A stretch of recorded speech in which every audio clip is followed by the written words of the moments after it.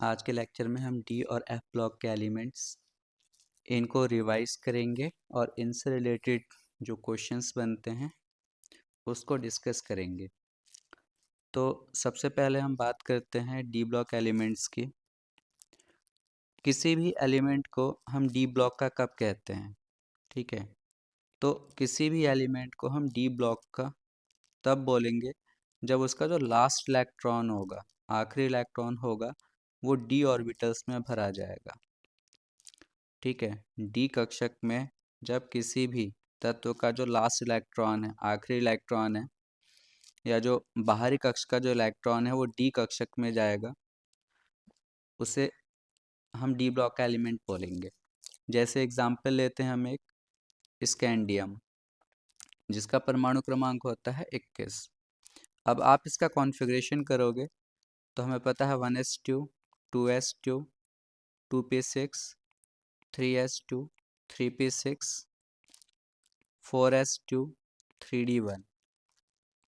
ठीक है, last electron जो है इसका वो किस में गया? 3d में। याद रखना है आपको कि जो डी ब्लॉक के जो एलिमेंट्स होते हैं उसमें डी से पहले एस भरा जाता है, और वो भी वो एस जिसका एक प्रिंसिपल क्वांटम नंबर ज़्यादा होगा। मतलब 3d से पहले 4s भरा जाएगा। एस के आगे नंबर क्या है? 4। डी के आगे नंबर क्या है? 3। ये प्रिंसिपल क्वांटम नंबर होता है जिसे हम एन से दिखाते हैं। तो हमें याद रखना है कि डी ब्लॉक एलिमेंट्स में ये एक अलग चीज़ है कि 3d भरने से पहले क्या भरना जरूरी है? 4s। क्योंकि अबव प्रिंसिपल के अकॉर्डिंग 11th क्लास में हमने पढ़ा है 4s की जो ऊर्जा होती है, जो एनर्जी होती है, वो कम होती है, 3d की ज़्यादा होती है। तो पहले इलेक्ट्रॉन 4s में जाते हैं, फिर 3d में। तो इसीलिए जो डी ब्लॉक एलिमेंट्स हैं उनका जो इलेक्ट्रॉनिक विन्यास होता है जनरल, वो ये लिखा जाता है NS2 ND1 to 10। या फिर इसको ज़्यादा सही लिखना ये होगा कि डी में कई बार एक से दो इलेक्ट्रॉन होते हैं, कभी एक भी हो जाता है और कभी दो भी होता है। तो सॉरी, एस में, तो एस में एक दो इलेक्ट्रॉन्स भरे जाएंगे, एस में वैसे दो ही भरे जाते हैं टोटल। तो कई बार ऐसा होगा कि एस में एक इलेक्ट्रॉन भी जाएगा और कई बार दो भी रहेंगे, दो तो रहते ही हैं। एस वाला बस दो ही एग्जाम्पल है, क्रोमियम और कॉपर के केस में आप देखोगे कि एस में एक इलेक्ट्रॉन रहते हैं, वो हम बाद में देखेंगे। तो फिलहाल ये डी ब्लॉक के एलिमेंट्स का इलेक्ट्रॉनिक विन्यास है, जनरल इलेक्ट्रॉनिक कॉन्फ़िगरेशन। ठीक है, तो कई बार एग्जाम में पूछा गया है, तो ये आपको याद रखना है, ये इंपॉर्टेंट है, 1 मार्क्स में क्वेश्चन आ सकता है। तो n-1 s में इलेक्ट्रॉन कहाँ से कहाँ तक? 1 से 2 तक। फिर nd इलेक्ट्रॉन कितने? 1 से लेके 10 तक। अब हमारे पास जो डी ब्लॉक के जो एलिमेंट्स होते हैं उनकी सीरीज़ क्या क्या है? 3d है, 4d है, 5d है और 6d है। हमें जो ज़्यादा मतलब होगा वो 3d सीरीज़ के एलिमेंट से होगा। मतलब क्वेश्चन जो बोर्ड एग्जाम में आपका आएगा वो 3D सीरीज़ और 3D सीरीज़ से ही आएगा। 4D सीरीज़, 5D सीरीज़ और 6D सीरीज़ से क्वेश्चन नहीं आएगा, बट हम इनके कुछ तत्वों को डिस्कस कर लेंगे। बट मेन आपको जो एलिमेंट्स याद रखने हैं वो 3D सीरीज़ के याद करने हैं। तो 3D सीरीज़ में कौन कौन से एलिमेंट्स होते हैं? 3D सीरीज़ का मतलब ऐसे तत्व जिनका आखिरी इलेक्ट्रॉन 3D में होगा। ठीक है, तो इसमें आपके एलिमेंट्स आते हैं, मैं आपको लिख देता हूँ यहाँ पे: scandium, titanium, vanadium, chromium, manganese, iron, cobalt, nickel, copper and zinc. ये 10 एलिमेंट्स हैं। ठीक है, हर एक सीरीज में 10 ही एलिमेंट्स आते हैं। ठीक है, 5D में भी और 6D में भी, बट हमें सिर्फ इससे मतलब है। तो फर्स्ट एलिमेंट 3D सीरीज का कौन सा है? Scandium. Then titanium, vanadium, chromium, manganese, iron, cobalt, nickel, copper and zinc. चलिए, अब यहाँ पे मैं आपको इनके क्वेश्चंस बताता हूँ जो एग्ज़ाम में क्वेश्चंस पूछे जाएंगे। सबसे पहला क्वेश्चन तो बोर्ड एग्ज़ाम का ये होता है कि दो वर्ड होते हैं, एक तो डी ब्लॉक तत्व और एक और वर्ड होता है संक्रमण तत्व। संक्रमण तत्व, ठीक है, जिसे इंग्लिश में कहते हैं ट्रांजिशन एलिमेंट। Transition element. आपको याद क्या रखना है? जितने भी संक्रमण तत्व होते हैं या ट्रांजिशन एलिमेंट्स होते हैं वो सब डी ब्लॉक होते हैं। ठीक है। लेकिन सारे के सारे डी ब्लॉक के तत्व संक्रमण तत्व नहीं होते। क्या मतलब हुआ? हमने कहा कि हमारे पास 3D सीरीज में 10 एलिमेंट हैं, स्कैंडियम से लेके कहाँ तक, जिंक तक। तो ये सारे डी ब्लॉक के तत्व तो माने जाएंगे। किसके माने जाएंगे? डी ब्लॉक के। लेकिन स्कैंडियम से लेके जिंक तक ये जो 10 के 10 एलिमेंट हैं, ये सारे के सारे संक्रमण तत्व नहीं है या ट्रांजिशन एलिमेंट्स नहीं है। ठीक है। इसका मतलब क्या हुआ? संक्रमण तत्व या ट्रांजिशन एलिमेंट कहलाने के लिए एक कंडीशन होती है और वही बोर्ड एग्जाम में पूछा भी जाता है, वही आपका पहला क्वेश्चन बनेगा बोर्ड एग्जाम में। और वो क्या है?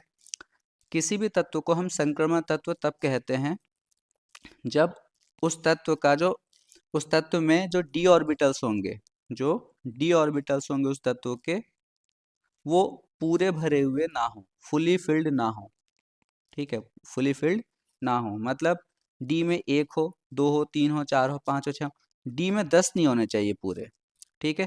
तो अगर किसी के डी में 10 इलेक्ट्रॉन पूरे हैं तो वो संक्रमण तत्व नहीं है। ठीक है ना। इसका मतलब जो जिंक है वो संक्रमण तत्व नहीं होगा।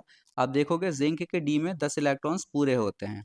तो अब आपको ये एक चीज याद रखनी है कि 3D सीरीज का इकलौता एलिमेंट कौन सा है ऐसा जो संक्रमण तत्व नहीं है? वो है जिंक। क्यों नहीं है? क्योंकि उसके डी में 10 इलेक्ट्रॉन्स पूरे होते हैं। और परिभाषा या डेफिनेशन ये कहती है कि अगर किसी का कक्षक डी कक्षक, कौन सा कक्षक? डी कक्षक अगर किसी का पूर्ण है, पूर्ण भरित है, ठीक है, तो वो संक्रमण तत्व नहीं होगा। तो जिंक का जो डी ऑर्बिटल होता है पूरा भरा हुआ होता है, इसीलिए जिंक आपका संक्रमण तत्व नहीं होता। तो आप इस क्वेश्चन को नोट कर लो या देख लो। ये आप किस आधार पे कह सकते हैं कि स्कैंडियम एक संक्रमण तत्व है परंतु जिंक, जिसका परमाणु क्रमांक कितना होता है 30, ये नहीं है? तो हमारे पास आधार क्या है? आधार यही है। अब आप इनके इलेक्ट्रॉनिक कॉन्फ़िगरेशन देखो। चलो वो मैं आपको बता देता हूँ, खुद कर देता हूँ यहाँ पे सबके ही। Scandium, titanium, vanadium, chromium, manganese, iron, cobalt, nickel, copper. Okay. परमाणु क्रमांक इनका बिल्कुल सिस्टमैटिक है। 21,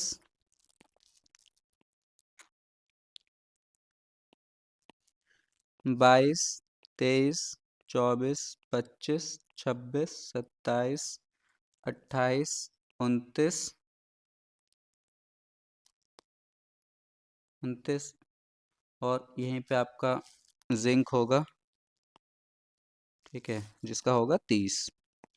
तो कोबाल्ट हो गया, फिर निकल कितना है उसका 28, कॉपर का कितना है 29 एंड देन जिंक 30।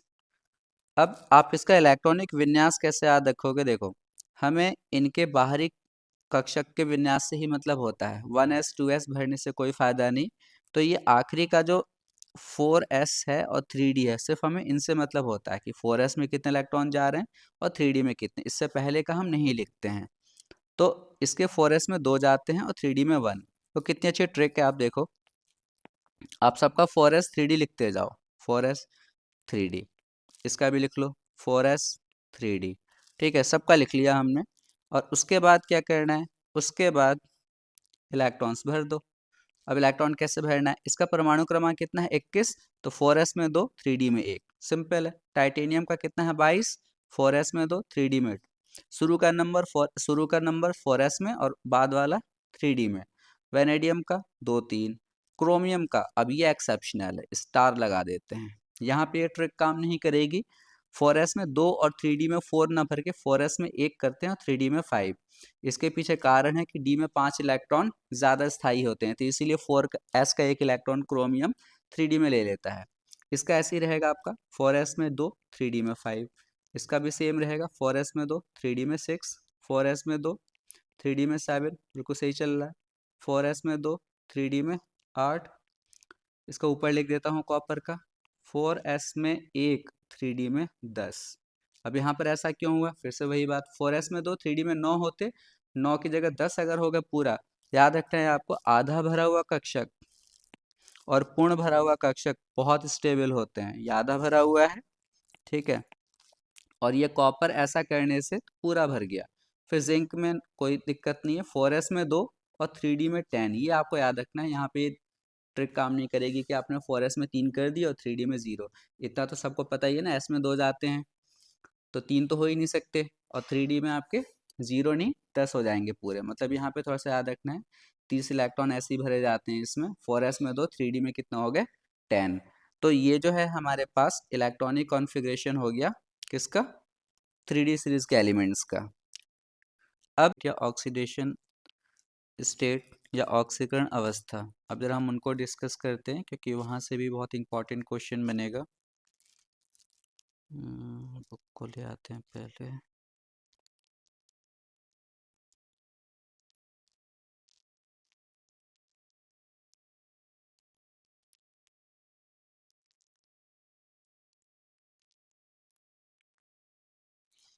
तो ऑक्सीकरण अवस्था इनके लिखते हैं जरा, अब हम एक एक करके हर एक एलिमेंट की। तो सबसे पहले देखिए आप स्कैंडियम, स्कैंडियम की ऑक्सीकरण अवस्था कितनी होगी। 2 इलेक्ट्रॉन निकलेंगे s में से और 1 d में से, और स्कैंडियम एक ही अवस्था दिखाता है +3। समझते हैं क्यों, पहले इलेक्ट्रॉन s में से निकलेगा, बट d में 1 इलेक्ट्रॉन बचने से कोई फायदा नहीं होने वाला है, क्योंकि d में आपको याद रखना है 0 इलेक्ट्रॉन होंगे या 5 होंगे या 10 होंगे, तो वो अवस्था सबसे ज़्यादा स्थायी मानी जाती है, और तत्व तो ऐसे ही रहना भी चाहते हैं। लेकिन यहाँ पर क्या हो रहा है, स्कैंडियम से अगर 2 निकल गए और डी में 1 बच गया, तो इस स्कैंडियम का जो आयन होगा बहुत ही अस्थायी होगा। तो इसीलिए स्कैंडियम में क्या होता है, एस में से 2 निकलते हैं और डी में से उसी साथ एक डी का निकल जाता है। तो स्कैंडियम जो है वो सिर्फ एक ही अवस्था दिखाता है +3। क्यों मैं कह रहा हूँ इंपॉर्टेंट है, अभी आगे समझते हैं। टाइटेनियम, टाइटेनियम में से 2 इलेक्ट्रॉन्स निकलेंगे पहले, फिर एक डी में से निकलेगा और फिर एक और डी में से निकल जाएगा। तो टोटल जो स्कैंडियम है वो +2 +3 +4 अवस्था दिखाता है।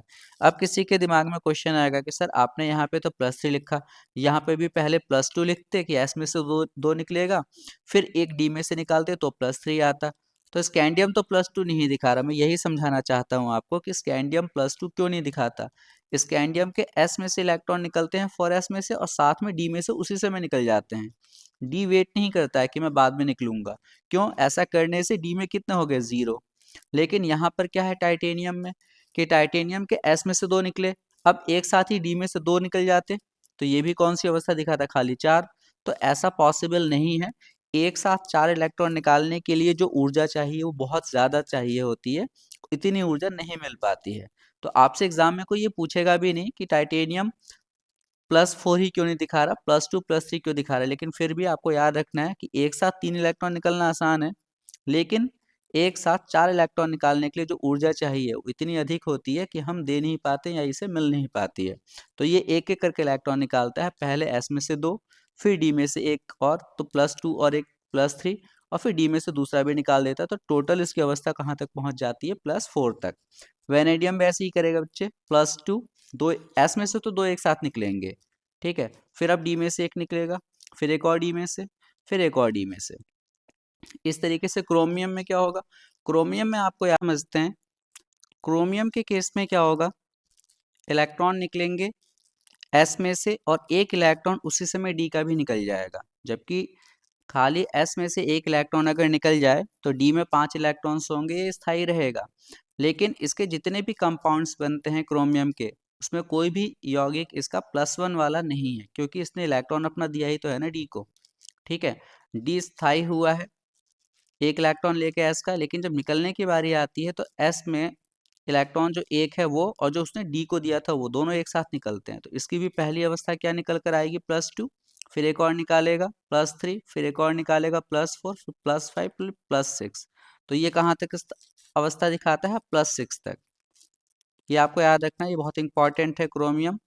मैग्नीज ऐसे ही होगा, मैग्नीज का पहले एस में से 2 इलेक्ट्रॉन्स निकलेंगे, फिर एक एक करके निकलते रहेंगे, और मैग्नीज कहाँ तक इस अवस्था दिखाएगा, ऑक्सीकरण अवस्था, +7 तक।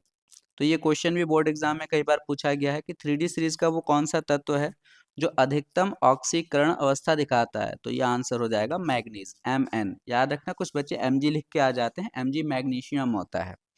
फिर आयरन के साथ आप करोगे तो आयरन की अवस्था, एस में से 2 इलेक्ट्रॉन्स निकलेंगे, फिर एक डी में से, फिर एक डी में से और फिर डायरेक्टली +6 अवस्था दिखाता है, मतलब इसकी +5 वाली अवस्था नहीं होती है। ठीक है, एग्जाम में आपसे पूछा भी नहीं जाएगा। आयरन के लिए तो मेनली आपको जो याद रखना है कि ये +2 और +3 ही मेन दिखाता है, +4 और +6 तो ये कभी कभी इसने दिखाया होगा कुछ यौगिक्स में, तो इसके लिए ये ज़्यादा इंपॉर्टेंट नहीं है। ठीक है, और ऐसे ही मैग्नीज की भी जो सबसे इंपॉर्टेंट है वो +2 ही है, और +7। ठीक है, बीच वाली अवस्थाएं इतनी इंपॉर्टेंट नहीं है जिसको मैं सर्किल कर रहा हूँ। क्रोमियम में भी आपको याद रखना है +3 मेन होता है और +6। ठीक है, चलो अब कोबाल्ट पे आ जाते हैं। तो कोबाल्ट +2 अवस्था दिखाता है, फिर +3 दिखाएगा +4 तक, इसके आगे नहीं जाता। निकेल +2 +3 +4 तक। कॉपर ये बहुत इंपॉर्टेंट है, ये +1 स्टेट दिखाता है, इकलौता ऐसा कॉपर ही है जो +1 स्टेट दिखाता है और फिर +2 भी दिखाता है। जिंक सिर्फ एक ही स्टेट दिखाता है +2। अब यहाँ से कितने क्वेश्चंस बनते हैं ऑक्सीकरण अवस्था से, मैं आपको समझाता हूँ। पहला क्वेश्चन बोर्ड एग्जाम में आता है कि 3D सीरीज का वो कौन सा तत्व है जो एक ही अवस्था दिखाता है। एक्चुअली में बाकी जितने भी एलिमेंट आप देखोगे +2 +3 +4 परिवर्तनशील अवस्था है। ठीक है, परिवर्तनशील ऑक्सीकरण अवस्था मतलब एक से अधिक अवस्था दिखा रहे हैं सब, यहाँ से यहाँ तक देखो आप। लेकिन स्कैंडियम एक ऐसा एलिमेंट है जो सिर्फ एक ही अवस्था दिखाता है +3। आप कहोगे सर जिंक भी तो है, बिल्कुल है, जिंक भी +2 है। अब क्वेश्चन को आपको कैसे याद ध्यान रखना है, अगर एग्जाम में पूछा जाता है कि कौन सा संक्रमण तत्व है 3D सीरीज का, संक्रमण तत्व 3D सीरीज का कौन सा है जो परिवर्तनशील अवस्था नहीं दिखाता, तो आपका आंसर सिर्फ स्कैंडियम होगा। क्यों, जिंक तो संक्रमण तत्व है ही नहीं। लेकिन अगर आपसे ये पूछते हैं कि 3D सीरीज का कौन सा तत्व है या कौन सा डी ब्लॉक का तत्व है जो संक्रमण अवस्था जो परिवर्तनशील ऑक्सीकरण अवस्था नहीं दिखाता, तो आप स्कैंडियम या जिंक कुछ भी लिख सकते हो। मतलब हैं सिर्फ ये दो ही जो परिवर्तनशील अवस्था नहीं दिखाते, लेकिन संक्रमण तत्व में सिर्फ स्कैंडियम है और 3D सीरीज में दोनों आ जाएंगे। आप क्वेश्चन देखो यहाँ पे, ऐसे संक्रमण तत्व का नाम बताइए जिसमें परिवर्तनीय ऑक्सीकरण अवस्थाएं नहीं पाई जाती। ठीक है, तो स्कैंडियम जिसका परमाणु क्रमांक कितना है 21, ये परिवर्तनीय ऑक्सीकरण अवस्था नहीं दर्शाता। ठीक है, तो ये क्वेश्चन हो गया। एक तो ये ऑक्सीकरण अवस्था का हो गया जो परिवर्तनशील या परिवर्तनीय नहीं होती है। दूसरा क्वेश्चन क्या आएगा, 3D सीरीज का कौन सा ऐसा तत्व है जो अधिकतम ऑक्सीकरण अवस्था दिखाता है, तो वो कौन सा बच्चे, मैग्नीज। कहाँ तक पहुंच जाती है इसकी अवस्था, +7 तक। ठीक है, इसके बाद क्रोमियम कहाँ तक, +6 तक, लेकिन अधिकतम सिर्फ कौन दिखाता है, मैग्नीज। ये आपको याद रखना है। ठीक है, उसके बाद में कॉपर का पूछा जा सकता है कि कौन सा ऐसा 3D सीरीज का तत्व है जो +1 स्टेट दिखाता है, तो बच्चे वो कौन सा है आपका, कॉपर।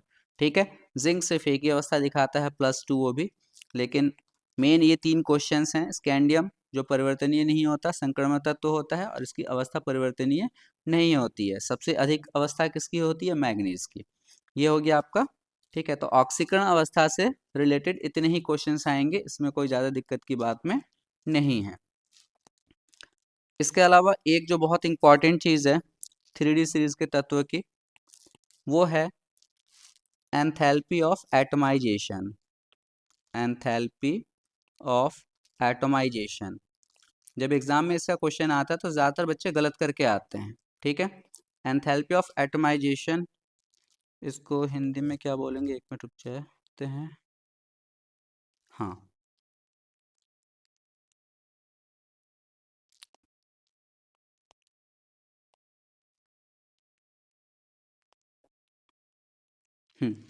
एंथैल्पी ऑफ एटमाइजेशन को बच्चे बोलते हैं करण एंथैल्पी। ठीक है, तो ये देखो बहुत इंपॉर्टेंट है, ये मैं समझाता हूँ यहाँ। तो अब देखिए क्या है ये, संक्रमण तत्व कणन एंथैल्पी के उच्च मान क्यों होते हैं। ठीक है, तो अब हमें ये समझाना है कि इनकी जो कणन एंथैल्पी होती है, जिसे हम बोलते हैं इंग्लिश में क्या, एंथैल्पी ऑफ एटमाइजेशन, ये अधिकतम क्यों होती है।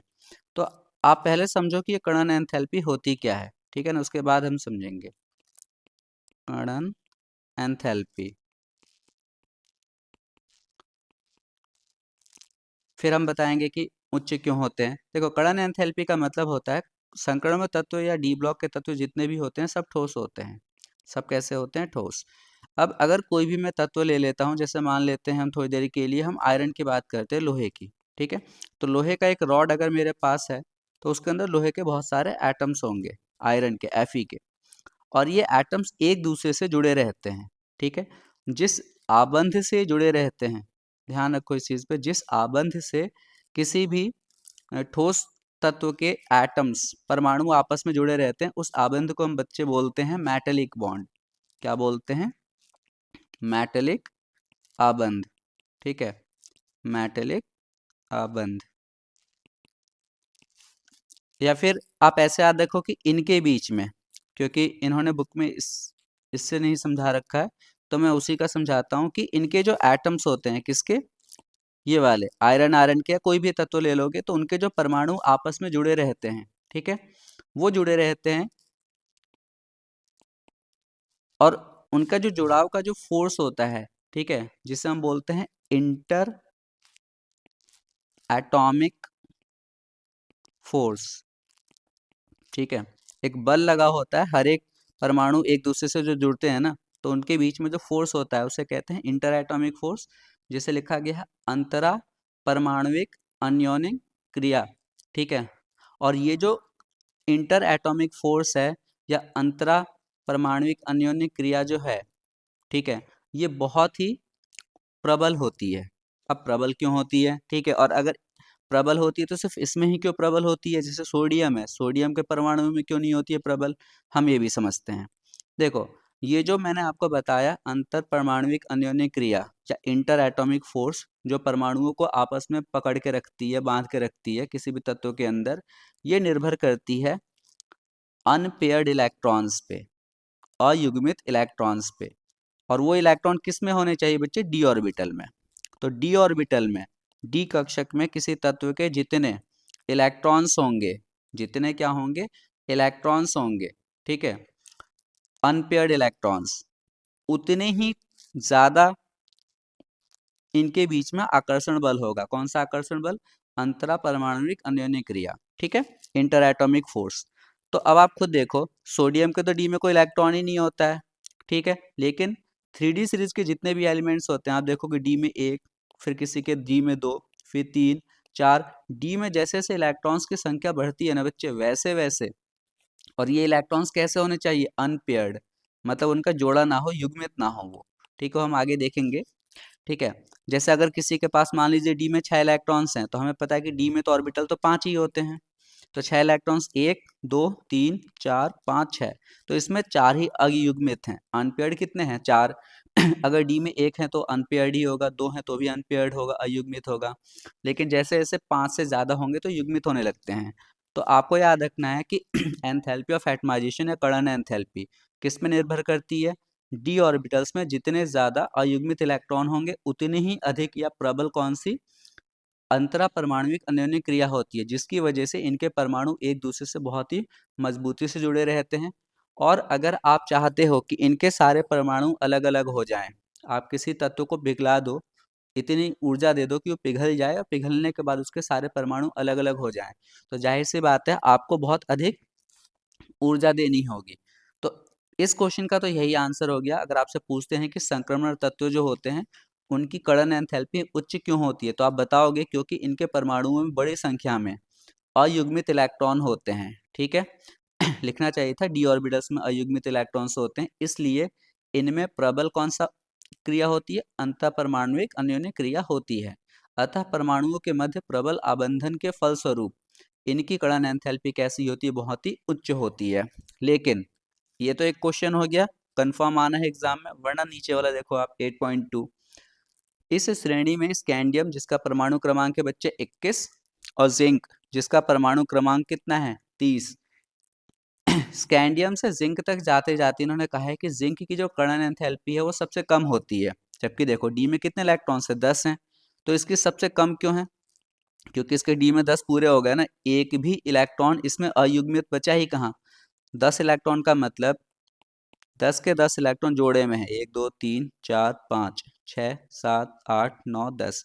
तो जब सारे इलेक्ट्रॉन जोड़े में हैं, कोई अयुग्मित है ही नहीं, तो इसके अंदर यही चीज जो लिखोगे आप कि इसमें अंतर परमाणुविक अन्योन्य क्रिया सबसे दुर्बल होगी, जिसके फलस्वरूप क्या होगा, इनके परमाणुओं के मध्य जो अबंधन होगा वो बहुत ही दुर्बल होगा, और इसकी जो कणन एंथैल्पी होगी वो कैसी होगी, सबसे कम होती है। ठीक है, तो सबसे कम इसीलिए क्योंकि जिंक के डी में सारे इलेक्ट्रॉन्स कैसे हैं, आपके युग्मित हैं, कोई भी अयुग्मित इलेक्ट्रॉन है ही नहीं, इसीलिए इसमें ये जो इंटरमॉलिक्यूलर फोर्स है या अंतर परमाणुविक अन्योन्य क्रिया है ये होगी ही नहीं।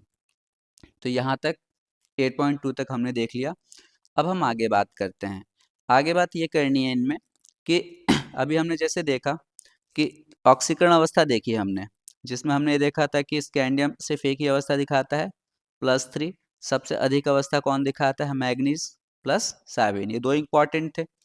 अब यहाँ से क्वेश्चन आता है कि ऑक्सीकारक, ठीक है, और ऑक्सीडाइजिंग एजेंट कौन काम करेगा, या कौन एज अ ऑक्सीडाइजिंग एजेंट काम करेगा और कौन एज अ रिड्यूसिंग एजेंट काम करेगा। ऑक्सीडाइजिंग एजेंट का मतलब ऑक्सीकारक, ऑक्सीकारक, और रिड्यूसिंग एजेंट का मतलब अपचायक।